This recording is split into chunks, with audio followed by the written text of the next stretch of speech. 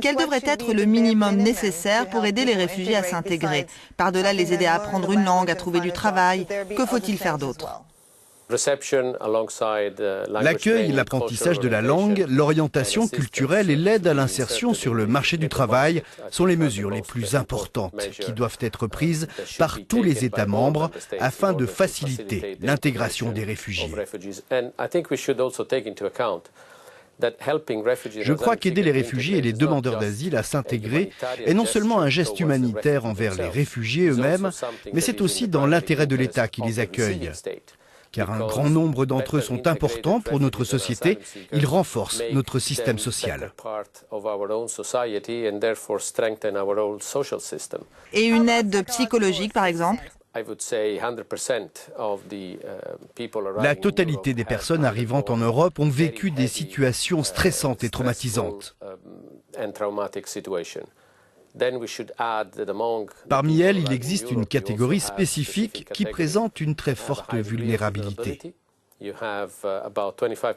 Environ 25% des personnes qui sont arrivées en Europe au cours des 2 dernières années sont des mineurs non accompagnés, des enfants de tout âge. Certains sont très jeunes. Ils ont voyagé seuls et sont aujourd'hui seuls ici en Europe, séparés de tous les membres de leur famille. Il y a aussi des femmes voyageant seules, des personnes âgées ou malades. Vous avez donc différentes sortes de vulnérabilités qui augmentent le stress de la situation. Le soutien psychosocial est donc un élément fondamental si nous voulons essayer de rendre leur dignité aux personnes qui arrivent en Europe. L'Europe en fait-elle assez, à votre avis? D'un point de vue démographique, l'Europe a tout intérêt à améliorer et à accroître sa prise en charge de travailleurs migrants.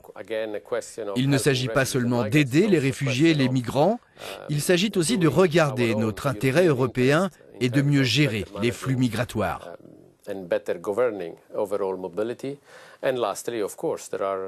Et enfin, bien sûr, il y a plusieurs régions dans le monde qui font beaucoup plus en termes d'accueil des réfugiés.